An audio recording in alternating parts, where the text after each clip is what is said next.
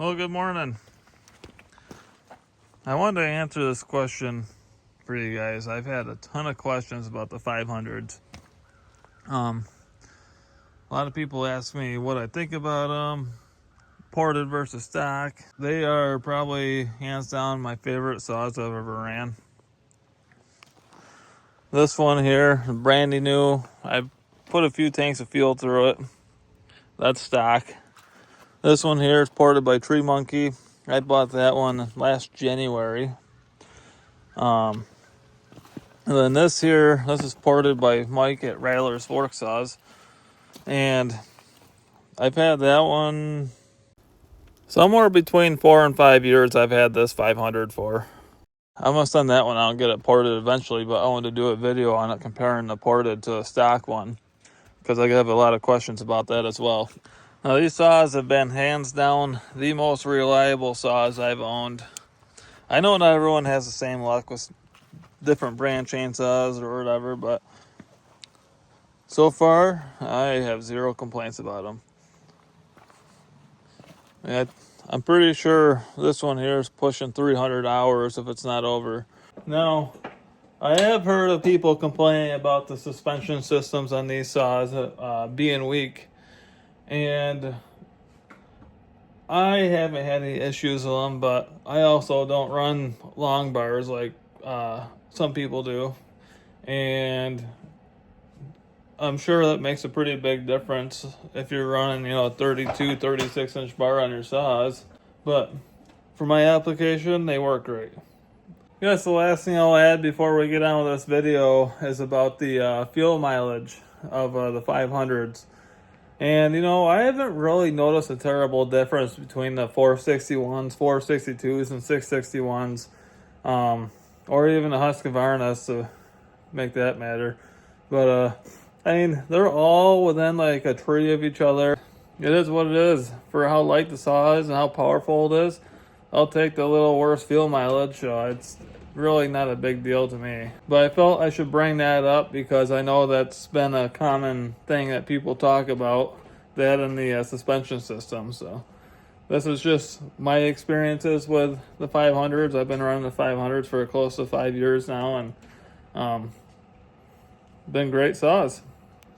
So about the only thing I have had to replace on the 500s are these tensioning screws for your bar and chain. Sometimes if you get a really bad kickback, they'll strip out or bend on you. And I've probably replaced one or two of them. I mean, this is kind of a known problem with Stihl anyways. I've had it happen in my 462s and 661 as well. But other than that, it's just normal maintenance stuff. It's fuel filters, air filters, keeping the saw clean, just simple stuff. That fix there, so it's about 5 minutes to put a new tensioning screw in there and you're on your way again. But I cut a red oak down yesterday, and the butt log is too short, to make a log out of, and I figured that'd be a good log to test these out on and show you guys the difference from ported and stock. All right, here's the red oak we're gonna be testing the saws out on. I'm gonna cut, about a foot off to get away from the bell of this. I'm gonna be using a 24-inch bar. I got the 20-inch in my other saw, but I'll just swap them out once I'm done.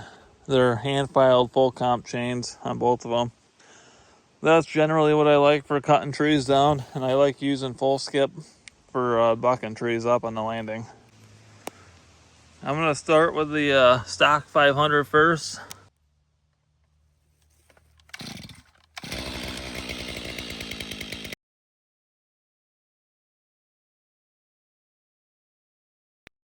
I've always just stuck with the factory dogs. I can't stand aftermarket dogs. It's all personal preference though, and I understand that, but it's not something that I need. So I've always ran stock air filters, and on the inside of these air filters, I usually take a little grease and rub it around the ring to catch all the fines, because they do suck a little bit of fines in sometimes, but other than that, all my saws have had stock air filters on them, and they haven't blown up from fines yet. So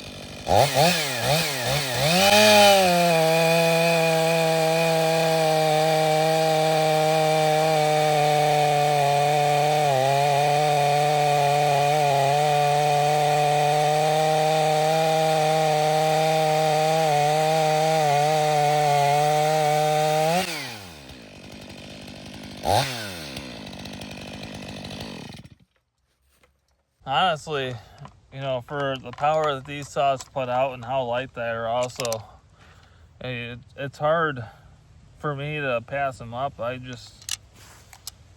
don't, I, I don't know how you can really say much bad about them for how simple they are. I mean, like I said though, I haven't had issues with any of these, and I know some people have. You know, they've had their fair share of issues with them, but just like anything, you know, not one thing is best for all of us. Yeah, the people that love Husqvarnas out there, I don't mind Husqvarnas. I just never had good luck with them. Oh, another thing too, I'm running 7-pin sprockets on both of these. I didn't want to. Normally, I run an 8-pin sprocket on my ported 500, but I put a 7 on there just to keep things fair here. We're using the same bar and chains I use on that. Another thing I've also noticed with these 500s, this Tree Monkey 500, I don't ever prime it and just, you know, pull the rope 2 or 3 times and the thing's running. That brand new 500, I prime it 3 times and it's literally starting the second pull almost every time. The oldest one, she's a little finicky sometimes. Sometimes we'll start up on the first pull. Other times, you know, start up on the 4th pull. And then other times, you know, start up on a 2nd or 3rd pull. I'll run for a second, they'll quit, pull it over one more time, and the thing's running fine. So they're all different. But I guess my point was, I watch some people prime these saws 7, 8 times, like they say in the manual, and they sit there and pull them over 4 or 5 times. I don't know if that's the case or not from priming that many times or what, but it seems like the less I prime my saws, the better they start.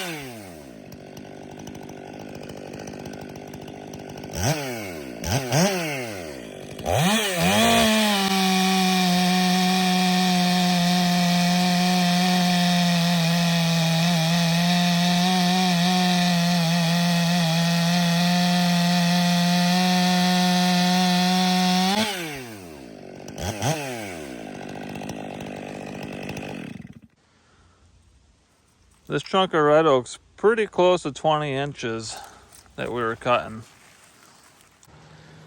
So I just calculated out the times real quick on my editing app.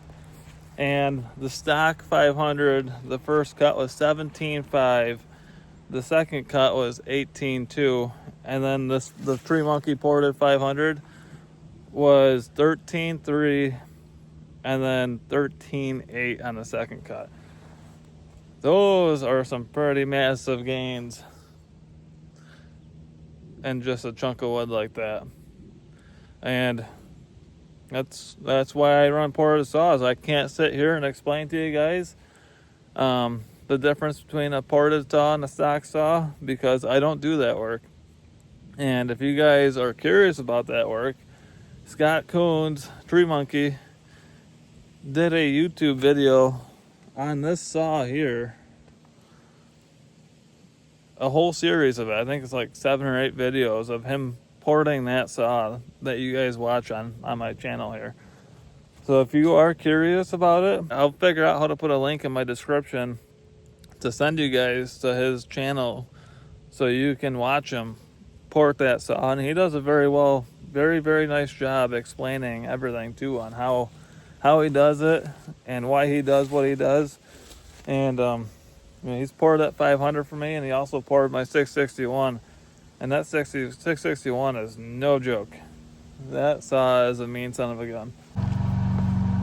Now that comparison I made of the stock 500 and ported 500, I mean, you can tell the difference cutting firewood or cookies like that, but you really tell the difference between the two saws when you're actually cutting trees down. And it's pretty much impossible to, compare in a video, the feeling of a chainsaw, the torque it puts out, the power it has. As every tree at the base is different. I mean, even just cutting those little cookies off, all those cuts are different in the grain of the wood. So there's little spots in the wood where it might be easier for the saw to cut, harder for the saw to cut.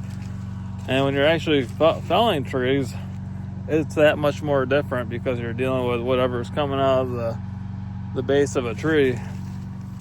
So I was kind of thinking about like how I could compare the two, stock from ported and, cutting trees down. I just don't think that there's any way I could, to be honest with you. But I can promise you guys one thing: it is a huge difference when you're falling trees with that ported 500 to the stock one. Again, I can never say this enough. I'm not gonna sit here and tell you guys that it's the best chainsaw that's ever came out, or that it's the only chainsaw you should buy. There's so many good chainsaws on the market right now, and there's been so many good chainsaws on the market in the past. It all comes down to personal preference, and me, I like the lighter saw, and the power it puts out I'm more than happy with. So I run short bars too. I don't need 32-inch bars, 36-inch bars in my saws for cutting these hardwood. It's not ethical for me to be lugging that extra weight around and having to sharpen those extra chains when all the extra teeth on the longer chains, when I can do most of my work with a 20-inch bar, 24-inch max. But that's just me. I've had a lot of questions about the 500s, and I just wanted to try and answer them the best I could. If you have more questions, just let me know in the comments, and I'll try my best to answer you guys. I feel like a couple other things I should mention about the 500s. A lot of it depends on the application you want to use it for. If you're just cutting firewood, do you really need to spend $1,600 to $1,800 on a chainsaw? No, probably not. I mean, unless you really, absolutely want one, then sure. But a Stihl 400 will do really well for you for cutting firewood. An Echo 620 or 590, 40, 910, I think it is. Those will do really well for you cutting firewood. I mean, a lot of it comes down to your application and how much you're going to use it too to justify the price of a 500. And the other thing I'll mention too, for muffler mods, the Tree Monkey ported 500, Scott just added a single deflector to the opposite side. So on this Tree Monkey 500, you have the stock deflector here, the stock port, and then over here, Scott also added another one. And that's all he did for that muffler. Now, the other ported 500 I have from Mike, I had a bark box on that, and I didn't think it was that great with a bark box on. And then Kirk, he built me one of these for the 500, and I put that on, and what a difference that makes. Now, mean, unless you like really, really loud things, these aren't for you. But considering I use that saw for a buck and saw on the landing 99% of the time now, it doesn't bother me. I enjoy listening to one of these pipes rumble, just for bucking logs on the landing. But if I was felling trees all day long, I couldn't stand hearing it. So that's what I run for mufflers. I've said this in the past, and I'll say it again, but the number one mod on your chainsaw is a sharp chain. I don't care how powerful of a saw you have, a sharp chain on a 60cc saw will cut a 90cc saw that has a dull chain on it. I mean, other than that, I can't really think of anything else. I don't know. Can't complain. I guess they're kind of a boring saw because I haven't had any issues with them. Anyways, I hope that this helped you guys that all had questions, about the 500s. Like I've stated, the 500i is not for everyone, nor a Stihl.